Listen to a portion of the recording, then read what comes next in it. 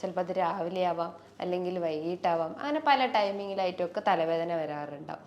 നമ്മൾ അതങ്ങനെ വേദന വന്നു കഴിഞ്ഞാൽ ഒരു പെയിൻ ബാം അല്ലെങ്കിൽ വിക്സോ അല്ലെങ്കിൽ അമൃതാഞ്ജൻ പോലത്തെ എന്തെങ്കിലും ഒരു പെയിൻ ബാം വെച്ചിട്ട് നമ്മൾ അത് ജസ്റ്റ് ഒന്ന് അപ്ലൈ ചെയ്ത് കഴിഞ്ഞാൽ പിന്നെ അത് താൽക്കാലികമായിട്ട് ശമിക്കുന്നു. ഇതാണ് എല്ലാവരും ചെയ്യാറ്. ഇതിനെക്കുറിച്ചിട്ട് കൂടുതലായിട്ട് എന്താണ് കാരണം, അല്ലെങ്കിൽ ഇത് എന്തുകൊണ്ട് ഇങ്ങനെ വരുന്നുണ്ട്, ഇതെന്തിനാ ഇങ്ങനെ പ്രൊലോങ്ഡ് ആയിട്ട് നിൽക്കുന്നത് എന്നൊന്നും അന്വേഷിക്കാറുണ്ടായിരുന്നില്ല. കാലുകളിൽ നീർക്കെട്ടുണ്ടാവാം, തലയിൽ നീർക്കെട്ടുണ്ടാവാം, അങ്ങനെ പല രീതിയിലുള്ള നീർക്കെട്ടുകൾ ഉണ്ടെങ്കിൽ അത് കുറയ്ക്കാൻ സഹായിക്കുന്ന ഫുഡ് ഐറ്റംസ് നമ്മൾ ഭക്ഷണത്തിൽ ഉൾപ്പെടുത്തുക. ഈ ഒരു റീജിയനിലാണെങ്കിൽ ജസ്റ്റ് ഈ ഒരു റീജിയനിൽ മസാജ് ചെയ്യുക. അതേപോലെ തന്നെ നമ്മൾ ഈ ഒരു വർട്ടെക്സ് റീജിയനിൽ, അതായത് മൂർധാവിലൊക്കെ ജസ്റ്റ് ഒന്ന് മസാജ് ചെയ്യുന്നത് ഒരു ടെമ്പററി റിലീഫിന് മാത്രമാണ്. ഹായ്, ഞാൻ doctor Juhi Das, QNB health കെയറിലെ ഹോമിയോപ്പത്തിക് ഫിസിഷ്യനാണ്. ഒന്ന് തലവേദന വരാത്തവരായിട്ട് ആരും തന്നെ ഉണ്ടാവില്ല. ചിലപ്പോൾ അത് രാവിലെ ആവാം, അല്ലെങ്കിൽ വൈകിട്ടാവാം, അങ്ങനെ പല ടൈമിങ്ങിലായിട്ടൊക്കെ തലവേദന വരാറുണ്ടാവും. നമ്മൾ അതങ്ങനെ വേദന വന്നു കഴിഞ്ഞാൽ ഒരു പെയിൻ ബാം അല്ലെങ്കിൽ വിക്സോ അല്ലെങ്കിൽ അമൃതാഞ്ജൻ പോലത്തെ എന്തെങ്കിലും ഒരു പെയിൻ ബാം വെച്ചിട്ട് നമ്മൾ അത് ജസ്റ്റ് ഒന്ന് അപ്ലൈ ചെയ്ത് കഴിഞ്ഞാൽ പിന്നെ അത് താൽക്കാലികമായിട്ട് ശമിക്കുന്നു.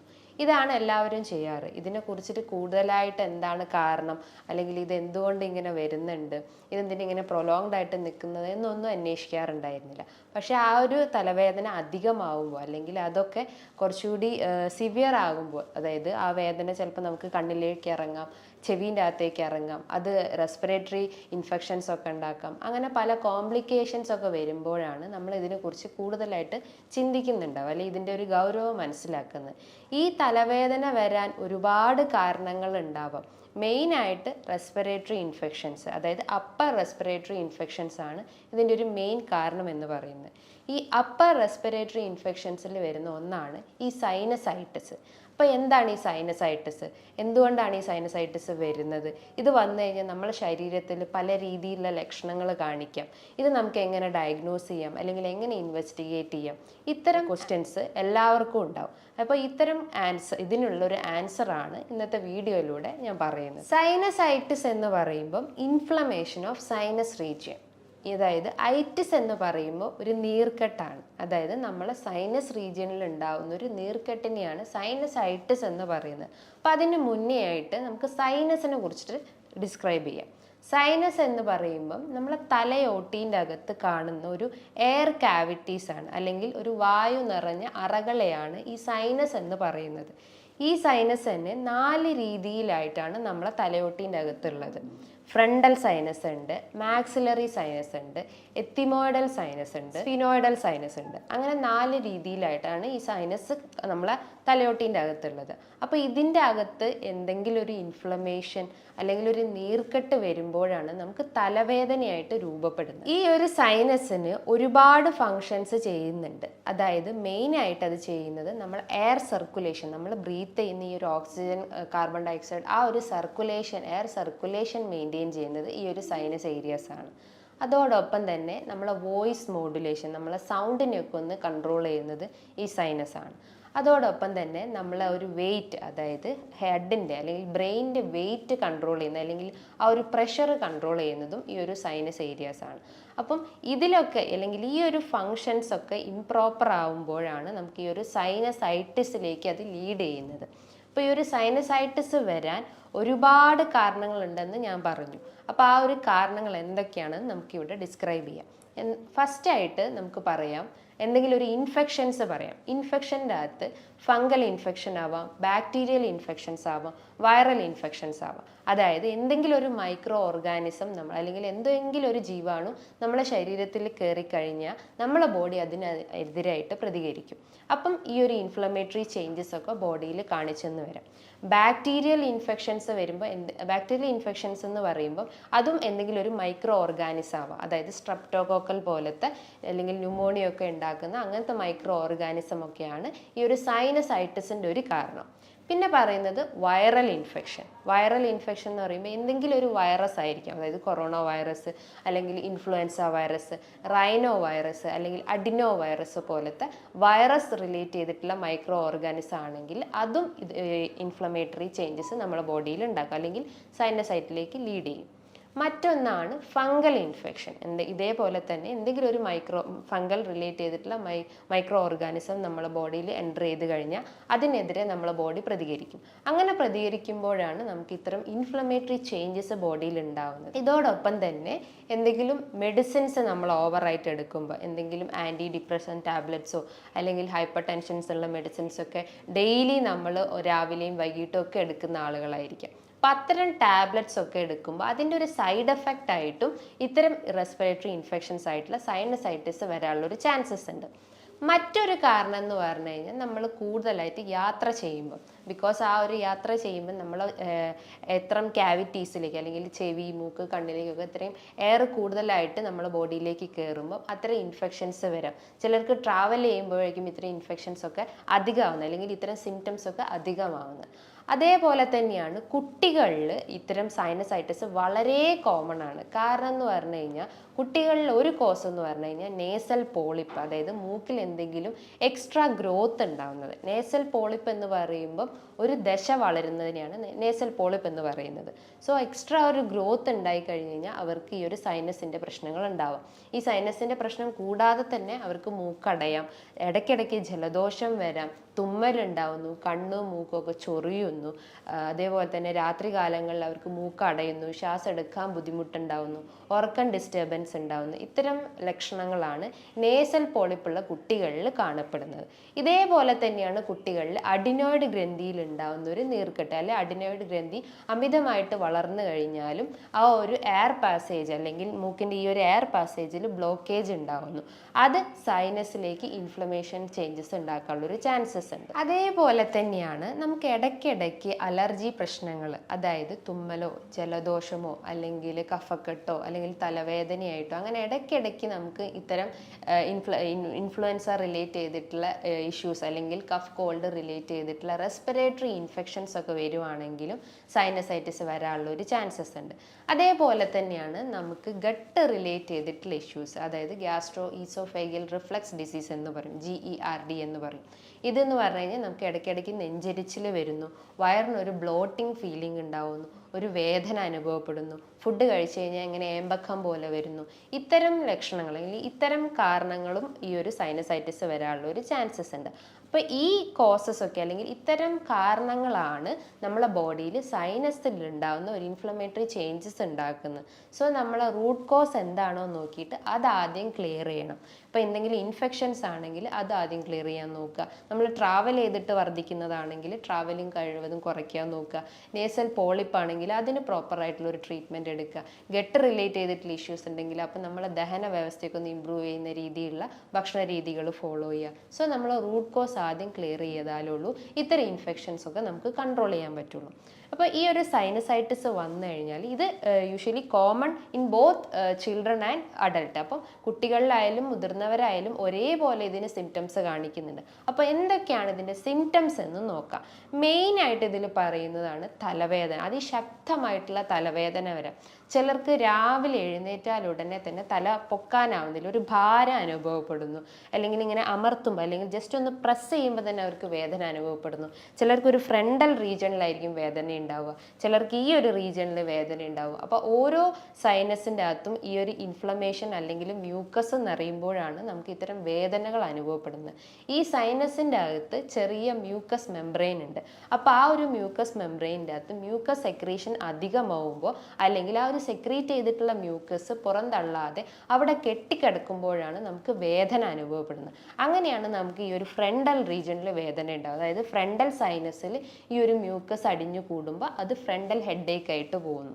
അതേപോലെ ഈ ഒരു മാക്സിലറി റീജിയണിൽ മ്യൂക്കസ് അടിഞ്ഞു കൂടുമ്പോൾ അത് മാക്സിലറി പെയിൻ ആയിട്ടോ അല്ലെങ്കിൽ ഈ ഒരു ഏരിയയിൽ വേദന അനുഭവപ്പെടുന്നു. അപ്പോൾ തലവേദനയാണ് ഇതിൻ്റെ ഒരു പ്രധാന ലക്ഷണം നമുക്ക് പറയാം. അതോടൊപ്പം തന്നെ അവർക്ക് റെസ്പിറേറ്ററി ഇഷ്യൂസ് ഉണ്ടാവും, അതായത് അപ്പർ റെസ്പിറേറ്ററി ഇഷ്യൂസ് ഉണ്ടാവുന്നു. മൂക്ക് നോക്കുകയാണെങ്കിൽ അവർക്ക് മൂക്ക് അടഞ്ഞൊരവസ്ഥ വരുന്നു, ശ്വാസം എടുക്കാൻ ബുദ്ധിമുട്ടുണ്ടാവുന്നു, അതേപോലെ തന്നെ ഇടയ്ക്കിടയ്ക്ക് ക്ഷീണം അനുഭവപ്പെടുന്നു, കിടക്കാൻ തന്നെ തോന്നുന്നു, അതേപോലെ തന്നെ മൂക്ക് ചൊറിയുന്നു, അതായത് കണ്ണും മൂക്കൊക്കെ ഇടയ്ക്കിടയ്ക്ക് ചൊറിച്ചിലുണ്ടാവുന്നു, മൂക്കൊലിപ്പായിട്ട് വരുന്നു, ചിലർക്ക് തൊണ്ടവേദന അനുഭവപ്പെടാം, അതായത് ആ ഒരു ചിലർക്ക് മ്യൂക്കസ് താഴത്തോട്ട് ഇറങ്ങിക്കഴിഞ്ഞിട്ട് തൊണ്ടവേദന അനുഭവപ്പെടാം, ചിലർക്ക് അത് ഗാർഗിൾ ചെയ്ത് അല്ലെങ്കിൽ കവുക്കൊണ്ട് കഴിഞ്ഞാൽ ചിലപ്പോൾ ആ ഒരു വേദന കുറയുന്നത് കാണാം. അതേപോലെ തന്നെ ചിലർക്ക് ഈ ഒരു തലവേദന റേഡിയേറ്റ് ചെയ്തിട്ട് ചെവിയുടെ അകത്തേക്ക് വരാം, അതായത് ചെവിയിൽ ഇൻഫെക്ഷൻസ് വരാം. ഇത്തരം ലക്ഷണങ്ങളൊക്കെയാണ് കുട്ടികളിലായാലും മുതിർന്നവരിലും കാണപ്പെടുന്നത്.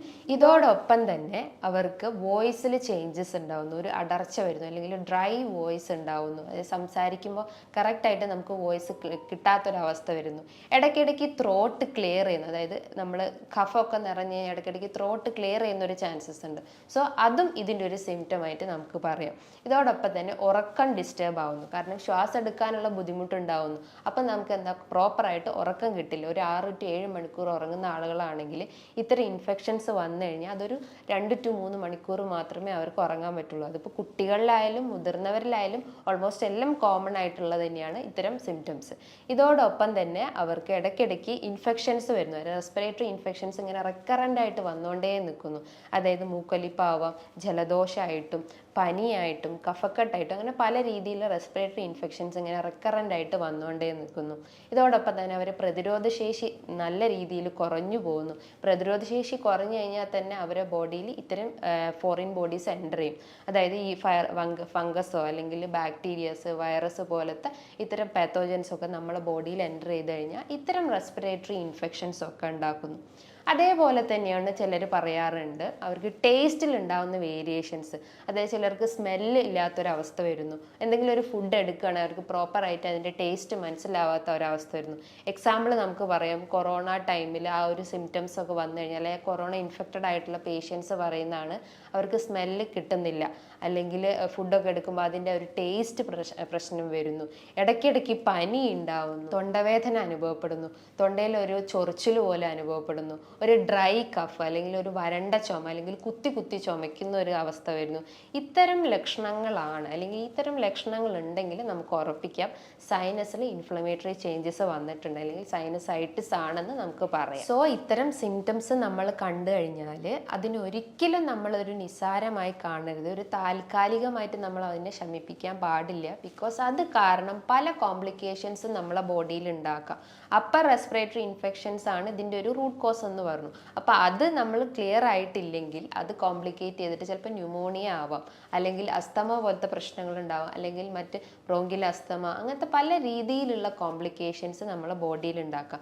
നമുക്കറിയാം നമ്മളെ റെസ്പിറേറ്ററി പാത്വേ അല്ലെങ്കിൽ ആ ഒരു എയർവേ ക്ലിയർ ആയിട്ടില്ലെങ്കിൽ നമുക്ക് പ്രോപ്പറായിട്ട് ഉറങ്ങാൻ പറ്റില്ല, പ്രോപ്പറായിട്ട് നമുക്ക് ഒരാളോട് സംസാരിക്കാൻ പറ്റില്ല, നമുക്ക് ദഹനത്തിൻ്റെ പ്രശ്നങ്ങൾ വരും, അങ്ങനെ പല രീതിയിലുള്ള ലക്ഷണങ്ങൾ കാണിക്കും. സോ നമ്മൾ റെസ്പിറേറ്ററി പാത്വേ പ്രോപ്പറായിട്ട് ക്ലിയർ ചെയ്യുന്ന രീതിയിലുള്ള മെഡിസിൻസും ഡയറ്റും നമ്മൾ ഫോക്കസ് ചെയ്യണം. ഇത്തരം ലക്ഷണങ്ങൾ കണ്ടു കഴിഞ്ഞാൽ നമ്മളൊരു ഡോക്ടറെ കാണണം. അപ്പോൾ ഡോക്ടർ നിർദ്ദേശിക്കുന്ന ഇൻവെസ്റ്റിഗേഷൻ എന്ന് പറഞ്ഞു കഴിഞ്ഞാൽ അവർക്കൊരു നേസൽ എൻഡോസ്കോപ്പി എടുക്കാം. ഒരു ട്യൂബ് നമ്മളെ ഒരു നേസൽ പാത്വേയിൽ ഇട്ട് കഴിഞ്ഞാൽ അതിലെന്തെങ്കിലും എക്സ്ട്രാ ഗ്രോത്ത് ഉണ്ടോ, അല്ലെങ്കിൽ എന്തെങ്കിലും ഡാമേജ് പറ്റിയിട്ടുണ്ടോ, അല്ലെങ്കിൽ ഈ ഒരു നേസൽ സെപ്റ്റം ഡീവിയേറ്റഡ് ആണോ എന്നൊക്കെ അറിയാൻ സാധിക്കും. ഈ ഒരു നേസൽ സെപ്റ്റത്തിൽ എന്തെങ്കിലും ഒരു വളവ് വന്നു കഴിഞ്ഞാലും നമുക്ക് സൈനസ് ഇൻഫെക്ഷൻസ് വരാം, അലർജി പ്രശ്നങ്ങൾ വരാം, അങ്ങനെ പല കോംപ്ലിക്കേഷൻസും ഉണ്ടാവും. അപ്പോൾ നേസൽ എൻഡോസ്കോപ്പിയാണ് ഇതിൻ്റെ ഒരു ഇൻവെസ്റ്റിഗേറ്ററി മെത്തേഡ്. രണ്ടാമതായിട്ട് നമുക്ക് ഒരു ബ്ലഡ് ടെസ്റ്റ് ചെയ്യാം. ബ്ലഡ് ടെസ്റ്റിൻ്റെ അകത്ത് എസിനോഫിലിൻ്റെ കൗണ്ട് ചെക്ക് ചെയ്ത് കഴിഞ്ഞാൽ നമ്മളെ ബോഡിയിൽ അലർജി ടെൻഡൻസി ഉണ്ടോ എന്ന് അറിയാൻ സഹായിക്കും. സോ എസിനോഫിലിൻ്റെ വാല്യൂസ് നോക്കുക. അതോടൊപ്പം തന്നെ നമുക്ക് ആൻറ്റിബോഡി ടെസ്റ്റുകൾ ചെയ്യും. IgE എന്ന് പറഞ്ഞിട്ടുള്ള ഒരു ആൻറ്റിബോഡി ടെസ്റ്റ് ചെയ്ത് കഴിഞ്ഞാലും നമ്മളെ ബോഡിയിൽ എന്തെങ്കിലും ഒരു ഇൻഫ്ലമേഷൻ വന്നിട്ടുണ്ടോ, അല്ലെങ്കിൽ അലർജിക്ക് ആവാനുള്ള ടെൻഡൻസി ഉണ്ടോ എന്നൊക്കെ അറിയാൻ പറ്റുന്നതാണ്. സോ ഇത്തരം ഇൻവെസ്റ്റിഗേഷൻ ചെയ്ത് കഴിഞ്ഞാൽ നമുക്ക് കൺട്രോൾ ചെയ്യാം, എന്തൊക്കെ നമുക്ക് പ്രിവെൻറ്റ് ചെയ്യാം എന്നൊക്കെ അറിയാൻ പറ്റുന്നതാണ്. ഇനി നമുക്ക് മാനേജ്മെൻറ്റ് അല്ലെങ്കിൽ നമ്മളെ ഡയറ്റിലൊക്കെ ചെറിയൊരു വ്യതിയാനങ്ങൾ വരുത്തി കഴിഞ്ഞാൽ ഇത്തരം സിംറ്റംസ് ഒക്കെ നമുക്കൊന്ന് ശമിപ്പിക്കാൻ പറ്റും. അപ്പം കൺട്രോൾ ചെയ്യാന്ന് പറഞ്ഞാൽ അല്ലെങ്കിൽ നമ്മൾ ശ്രദ്ധിക്കേണ്ട കാര്യങ്ങൾ എന്ന് പറഞ്ഞു കഴിഞ്ഞാൽ ചിലരുണ്ടാവും കുളിച്ച് കഴിഞ്ഞാൽ അല്ലെങ്കിൽ തലയിൽ നന്നായിട്ട് ഓയിൽ ഇട്ടിട്ട് വെയിലത്തോട്ട് ഇറങ്ങിയിട്ടൊക്കെ പിന്നീടായിരിക്കും അവർ കുളിക്കാൻ പോവുക. അപ്പം അങ്ങനത്തെ സിസ്റ്റംസ് ഒക്കെ ഉണ്ടെങ്കിൽ അതൊക്കെ ഒന്ന് ഒഴിവാക്കുക. അതേപോലെ നമ്മൾ കുളിക്കുകയാണെങ്കിൽ തന്നെ കഴിവതും മോർണിംഗിൽ കുളിക്കാൻ ശ്രമിക്കുക. ഒരു ലേറ്റ് നൈറ്റ് അല്ലെങ്കിൽ ഈവനിങ് ഒക്കെ ഉണ്ടെങ്കിൽ അത് കഴിവതും ഒഴിവാക്കാൻ ശ്രമിക്കുക. ഇപ്പോൾ ഒരു ചൂട് സീസൺ ആയതുകൊണ്ട് തന്നെ നമ്മൾ പെട്ടെന്ന് ഫ്രിഡ്ജിൽ പോയിട്ട് തണുത്ത വെള്ളമൊക്കെ എടുത്ത് കുടിക്കും. അതായത് നമ്മുടെ ശരീരം നന്നായി വേർത്ത് കഴിഞ്ഞാൽ പെട്ടെന്ന് തന്നെ നമ്മൾ ഈ ഒരു തണുത്ത വെള്ളമൊക്കെ എടുത്ത് കുടിച്ചു കഴിഞ്ഞാൽ നമുക്ക് ത്രോട്ട് ഇൻഫെക്ഷൻസ് വരാം, റെസ്പിറേറ്ററി ഇൻഫെക്ഷൻസ് ഒക്കെ വരാനുള്ളൊരു ചാൻസസ് ഉണ്ട്. അപ്പം നമ്മൾ അതൊക്കെ ഒന്ന് കൺട്രോൾ ചെയ്യാം. നമുക്കറിയാം prevention is better than cure. നമ്മൾ രോഗം വരുന്നതിന് മുന്നേ തന്നെ അതിനെ തടയാനാണ് ശ്രമിക്കേണ്ടത്. അപ്പം നമ്മൾ ഈ ഒരു ചെറിയ മാറ്റങ്ങളൊക്കെ വരുത്തി കഴിഞ്ഞ് കഴിഞ്ഞാൽ നമുക്ക് ഇത്തരം സിംറ്റംസ് ഒക്കെ ഒന്ന് കൺട്രോൾ ചെയ്യാൻ പറ്റും. അതേപോലെ തന്നെയാണ് ചിലർ പുറത്തുനിന്ന് വന്നു കഴിഞ്ഞാൽ അല്ലെങ്കിൽ നമ്മുടെ ശരീരം അധികമായിട്ട് വേർത്ത് കഴിഞ്ഞാൽ അപ്പം തന്നെ പോയി കുളിക്കാറുണ്ട്. ആ ഒരു സിസ്റ്റം നമ്മൾ ഒഴിവാക്കുക. നമ്മളെ ബോഡി ഒന്ന് കൂളാക്കി അല്ലെങ്കിൽ നമ്മളൊന്ന് കാമായി ഇരുന്നതിന് ശേഷം നമ്മളൊന്ന് ബാത്തിങ് ചെയ്യുന്നത് ഏറ്റവും നല്ലതാണ്. ഇനി നല്ല രീതിയിൽ ഓയിൽ ചെയ്തിട്ടൊക്കെ കുളിക്കുകയാണെങ്കിൽ അതൊക്കെ ഒന്ന് ഒഴിവാക്കിയിട്ട് ഒന്നിടവിട്ട ദിവസങ്ങളിൽ കുളിക്കാൻ ശ്രമിക്കുക. ഇത്തരം സൈനസ് ഇൻഫെക്ഷൻ ഉള്ള ആളുകളാണ് ഇത് മെയിനായിട്ട് ഫോക്കസ് ചെയ്യേണ്ടത്. മറ്റ് റെസ്പിറേറ്ററി ഇൻഫെക്ഷൻസ് ഉണ്ടെങ്കിൽ അതൊക്കെ ഒന്ന് ഒഴിവാക്കാൻ ശ്രമിക്കുക. അതേപോലെ തന്നെയാണ് നമുക്ക് ഇത്തരം അമിതമായിട്ടുള്ള തലവേദനയൊക്കെ അനുഭവപ്പെടുക അല്ലെങ്കിൽ തലയ്ക്കൊരു ഭാരം അനുഭവപ്പെടുകയാണെങ്കിൽ നമുക്ക് വീട്ടിൽ തന്നെ ജസ്റ്റ് ഒന്ന് ആവി പിടിച്ചാൽ നല്ലതാണ്. ഡെയിലി 1-2 വട്ടം രാവിലെയോ വൈകിട്ടോ ഒക്കെ ആയിട്ട് ആവി പിടിക്കുന്നത് അത്രയും നല്ലതാണ്. ബിക്കോസ് അത് ചെയ്ത് കഴിഞ്ഞാൽ നമ്മൾ ഈ ഒരു എയർ പാസേജ് അല്ലെങ്കിൽ ഈ ഒരു സൈനസ് റീജിയനിലുള്ള ഒരു മ്യൂക്കസ് ഒക്കെ ഒന്ന് ഇളകിയിട്ട് ചിലപ്പോൾ നമുക്കത് കഫായിട്ട് പുറത്ത് തുപ്പിക്കളയാനുള്ളൊരു ചാൻസസ് ഉണ്ട്. സോ നമ്മൾ ആവി പിടിക്കുന്നത് ഏറ്റവും നല്ലതാണ്. അതിൻ്റെ അകത്ത് കഴിവതും ഒന്നും ആഡ് ചെയ്യരുത്. നല്ല ചൂടുവെള്ളം വെച്ചിട്ട് തന്നെ ആവി പിടിക്കാൻ ശ്രമിക്കുക. അതേപോലെ തന്നെ നമ്മളെ ഡയറ്റിൽ മെയിനായിട്ട് ഫോക്കസ് ചെയ്യേണ്ടത് ആൻറ്റി ഇൻഫ്ലമേറ്ററി ചേഞ്ചസ് വരുത്തുന്ന ഭക്ഷണ രീതികൾ കൊണ്ടുവരിക. ആൻറ്റി ഇൻഫ്ലമേറ്ററി എന്ന് പറയുമ്പം നീർക്കെട്ട് കുറയ്ക്കാൻ സഹായിക്കുന്നത്. നമുക്ക് കാലുകളിൽ നീർക്കെട്ടുണ്ടാവാം, തലയിൽ നീർക്കെട്ടുണ്ടാവാം, അങ്ങനെ പല രീതിയിലുള്ള നീർക്കെട്ടുകൾ ഉണ്ടെങ്കിൽ അത് കുറയ്ക്കാൻ സഹായിക്കുന്ന ഫുഡ് ഐറ്റംസ് നമ്മൾ ഭക്ഷണത്തിൽ ഉൾപ്പെടുത്തുക. അതായത് മഞ്ഞൾ നമുക്കെടുക്കാം. മഞ്ഞളിൻ്റെ അകത്ത് കുർക്കുമിൻ എന്ന് പറഞ്ഞ കണ്ടന്റ് ഉണ്ട്. ഇത് നമ്മുടെ ശരീരത്തിൽ എന്തെങ്കിലും അടിഞ്ഞുകൂടി കിടക്കുന്ന ഈ ഒരു സ്വെല്ലിങ്ങിനെയും അല്ലെങ്കിൽ ഈ നീർക്കെട്ടിനെയും ഒക്കെ റെഡ്യൂസ് ചെയ്യാൻ സഹായിക്കുന്നത്. അതായത് നമ്മൾ എയർ പാസേജ് ഒക്കെ ഒന്ന് ക്ലിയർ ആക്കാൻ സഹായിക്കുന്ന. അതേപോലെ തന്നെ ഒരു ആൻറ്റി ഇൻഫ്ലമേറ്ററി പ്രോപ്പർട്ടി ഉള്ളതാണ് ജിഞ്ചർ. അതായത് അത് നമ്മളെ ഭക്ഷണത്തിൽ ഉൾപ്പെടുത്തുന്നത് ഏറ്റവും നല്ലതാണ്. അത് നമ്മളെ ദഹന വ്യവസ്ഥയൊക്കെ ഒന്ന് ഇമ്പ്രൂവ് ചെയ്യും, നല്ല ബാക്ടീരിയാസിനെ ഒന്ന് ഉൽപ്പാദിപ്പിക്കാൻ സഹായിക്കുന്നതാണ്. അതേപോലെ തന്നെയാണ് ഗാർലിക് വെച്ച് നമുക്ക് നമ്മുടെ ഡയറ്റിലൊക്കെ നമ്മൾ തോരനായിട്ടും ഉപ്പേരീൻ്റെ അകത്തും ഒക്കെ നമ്മൾ ഗാർലിക് മിക്സ് ചെയ്യുന്ന അത്രയും നല്ലതാണ്. അതേപോലെ തന്നെയാണ് വൈറ്റമിൻ സി റിച്ച് ആയിട്ടുള്ള ഫ്രൂട്ട്സും വെജിറ്റബിൾസും. ഫ്രൂട്ട്സ് നോക്കുകയാണെങ്കിൽ ഓറഞ്ച്, പപ്പായ, നെല്ലിക്ക, നമ്മുടെ നാട്ടിൽ കിട്ടുന്ന ജാമ്പക്ക, ലൗലോലിക്ക, ഇതിൻ്റെ അകത്തൊക്കെ ഒരുപാട് വൈറ്റമിൻ സി അടങ്ങിയിട്ടുണ്ട്. ഇത് കഴിച്ചു കഴിഞ്ഞാൽ നമ്മളെ ഈ ഒരു ഇൻഫ്ലമേഷൻ കുറയ്ക്കുകയും ചെയ്യും. അതോടൊപ്പം തന്നെ നമ്മളെ പ്രതിരോധ ശേഷി വർദ്ധിപ്പിക്കുന്നു. സ്കിന്നിനൊക്കെ എന്തെങ്കിലും ഡ്രൈനെസ്സോ അല്ലെങ്കിൽ ഒരു ഇച്ചിങ്ങോ ഒക്കെ ഉണ്ടെങ്കിൽ അതൊക്കെ ഒന്ന് ഇമ്പ്രൂവ് ചെയ്യാൻ സഹായിക്കുന്നതാണ് ഈ വൈറ്റമിൻ സി അടങ്ങിയിട്ടുള്ള ഭക്ഷണങ്ങൾ. അതേപോലെ തന്നെ നമ്മൾ എപ്പോഴും തിളപ്പിച്ചാറിയ വെള്ളം മാത്രം കുടിക്കാൻ ശ്രമിക്കുക. അത് ഏത് സീസൺ ആയാലും, ചൂട് സീസൺ ആയാലും തണുത്ത സീസൺ ആയാലും തിളപ്പിച്ചാറിയ വെള്ളം മാത്രം കുടിക്കാൻ ശ്രമിക്കുക. പുറത്തുനിന്നുള്ള ഈ ഒരു കാർബണേറ്റഡ് ഡ്രിങ്ക്സ് ആയിട്ടുള്ള കൊക്കോക്കോളയോ പെപ്സിയോ 7up അങ്ങനത്തെ പല രീതിയിലുള്ള ഫ്രൂട്ട്സ് ഐറ്റംസ് ഒക്കെ ഉണ്ടെങ്കിൽ ഇത്തരം ഡ്രിങ്ക്സ് ഐറ്റംസ് ഒക്കെ ഉണ്ടെങ്കിൽ അതൊക്കെ ഒന്ന് കഴിവതും ഒഴിവാക്കാൻ ശ്രമിക്കുക. നമുക്കറിയാം കഴിഞ്ഞ ദിവസം നമ്മൾ ന്യൂസുകളിലൊക്കെ കണ്ടിട്ടുണ്ട്, ഒരു 14 വയസ്സായിട്ടുള്ളൊരു കുട്ടി ഈ ഒരു സോഫ്റ്റ് ഡ്രിങ്ക്സ് ഐറ്റംസ് ഡെയിലി കുടിച്ചിട്ട് അവരെ മരണപ്പെട്ടു എന്ന്. അതായത് ഒരു പോസ്റ്റ്മോർട്ടം റിപ്പോർട്ട് നോക്കിയപ്പോൾ അവരെ കിഡ്നി വളരെ വീക്കായിട്ടുണ്ട്, കിഡ്നിയിൽ ശ്രിങ്കേജ് വന്നു, അതായത് ചുരുങ്ങിപ്പോയൊരവസ്ഥ ഉണ്ട്. അതിൻ്റെയൊക്കെ ഒരു കാരണം എന്ന് പറഞ്ഞു കഴിഞ്ഞാൽ നമ്മൾ പ്രൊലോങ്ഡ് ആയിട്ട് ഇത്തരം കാർബണേറ്റഡ് ഡ്രിങ്ക്സ് ഒക്കെ അഡിക്റ്റ് ആയതുകൊണ്ടാണ്. സോ അത്തരം ഡ്രിങ്ക്സ് ഒക്കെ കഴിവതും ഒഴിവാക്കാൻ ശ്രമിക്കുക. ഇനിയിപ്പോൾ ആൽക്കഹോളും സ്മോക്കിങ്ങും ഒക്കെ ഉള്ള അത്തരം അഡിക്ഷൻസ് ഉള്ള ആളുകളാണെങ്കിൽ അത് പൂർണ്ണമായിട്ട് ഒഴിവാക്കണം എന്നാണ് ഞാൻ പറയുന്നത്. അതുമൂലം നമ്മളെ ബോഡിയിൽ പല കോംപ്ലിക്കേഷൻസ് ഉണ്ടാക്കും. ഫാറ്റി ലിവർ ആണ് മെയിൻ ആയിട്ടുള്ള ഒരു കാരണം. അതേപോലെ തന്നെ നമുക്ക് റെസ്പിറേറ്ററി ഇൻഫെക്ഷൻസ്, ന്യൂമോണിയ, അസ്തമ, ബ്രോങ്കിയൽ അസ്തമ പോലത്തെ COPD റിലേറ്റ് ചെയ്തിട്ടുള്ള ഇഷ്യൂസ് ഒക്കെ നമ്മളെ ബോഡിയിൽ ഉണ്ടാക്കും. സോ അത്തരം അഡിക്ഷൻസ് ഉണ്ടെങ്കിൽ അതൊന്ന് പൂർണ്ണമായിട്ട് ഒഴിവാക്കാൻ ശ്രമിക്കുക. നല്ല രീതിയിൽ എക്സസൈസ് ചെയ്യുക, ബ്രീത്തിങ് എക്സസൈസ് ചെയ്യുക, പ്രാണായാമാസ് ചെയ്യുക. അതായത് നമ്മൾ ഒരു നോസ്ട്രിൽ അടച്ചിട്ട് മറ്റേ നോസ്ട്രിൽ ഓപ്പൺ ചെയ്തിട്ട് അങ്ങനെ രീതിയിലുള്ള എക്സസൈസ് നമുക്ക് ചെയ്യാം. മെഡിറ്റേഷൻസ് ചെയ്യാം. അങ്ങനെ പല രീതിയിലുള്ള വർക്കൗട്ട് നമ്മളെ ബോഡിക്ക് കൊടുക്കാൻ ശ്രമിക്കുക. ഇനിയിപ്പോൾ തൊണ്ടവേദന ബുദ്ധിമുട്ടുകളൊക്കെ ഉള്ള ആളുകളാണെങ്കിൽ അവർക്ക് ഗാർഗിൾ ചെയ്യാം. അതായത് കവുക്കൊള്ളാം, ഉപ്പിട്ട് വെച്ചിട്ട് ചൂടുവെള്ളത്തിൽ കവുക്കൊള്ളുന്നത് ഏറ്റവും നല്ലതാണ്. ആ ഒരു ത്രോട്ട് ഇൻഫെക്ഷൻസ് ഒക്കെ ഒന്ന് റെഡ്യൂസ് ചെയ്യാൻ സഹായിക്കും. ഇതേപോലെ തന്നെയാണ് നമുക്ക് ഇൻഫ്ലമേറ്ററി ചേഞ്ചസ് വരുത്തുന്നതാണ് ഞാൻ നേരത്തെ പറഞ്ഞിട്ടുള്ള ജിഞ്ചർ, ഗാർലിക്, ഹണി, കുരുമുളക്, മഞ്ഞൾ, ഇതൊക്കെ അല്ലെങ്കിൽ പനിക്കൂർക്ക, നമ്മളെ തൊടിയിലൊക്കെ ഉണ്ടാകുന്ന പനിക്കൂർക്ക, ഇതൊക്കെ നമ്മളെ ഡയറ്റിൽ ഉൾപ്പെടുത്തുന്നത് ഏറ്റവും നല്ലതാണ്.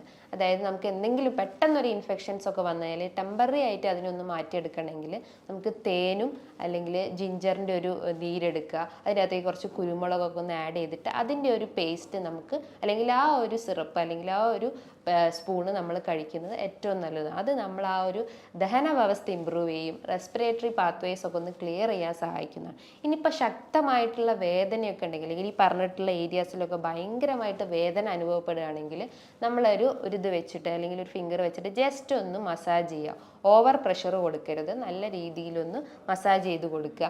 ഈ ഒരു റീജിയനിലാണെങ്കിൽ ജസ്റ്റ് ഈ ഒരു റീജിയനിൽ മസാജ് ചെയ്യുക. അതേപോലെ തന്നെ നമ്മൾ ഈ ഒരു വെർട്ടെക്സ് റീജിയനിൽ അതായത് മൂർധാവിലൊക്കെ ജസ്റ്റ് ഒന്ന് മസാജ് ചെയ്യുന്നത് ഒരു ടെമ്പററി റിലീഫിന് മാത്രമാണ്. അപ്പം നമുക്ക് ഈ ഒരു ട്രീറ്റ്മെൻറ്റിന് ഇത്തരം രീതിയിലുള്ള ഒരു ഭക്ഷണ രീതികളും ഡയറ്റും അല്ലെങ്കിൽ എക്സസൈസൊക്കെ ഫോക്കസ് ചെയ്ത് കഴിഞ്ഞാൽ സിംറ്റംസ് ഒക്കെ ഒന്ന് റെഡ്യൂസ് ചെയ്യാൻ പറ്റും. കുട്ടികളിൽ ഇത്തരം സിംറ്റംസ് കാണുകയാണെങ്കിൽ നമ്മൾ എത്രയും പെട്ടെന്ന് തന്നെ ഒരു ഡോക്ടറെ നിർദ്ദേശപ്രകാരം ട്രീറ്റ്മെൻറ്റ് സ്റ്റാർട്ട് ചെയ്യേണ്ടതാണ്. സോ ഇതുമായി ബന്ധപ്പെട്ട് നിങ്ങൾക്ക് എന്തെങ്കിലും സംശയങ്ങളുണ്ടെങ്കിൽ താഴെ കാണുന്ന നമ്പറിൽ കോൺടാക്റ്റ് ചെയ്യാവുന്നതാണ്. നല്ലൊരു ഹെൽത്ത് ടോപ്പിക്കുമായി വീണ്ടും കാണാം. നന്ദി.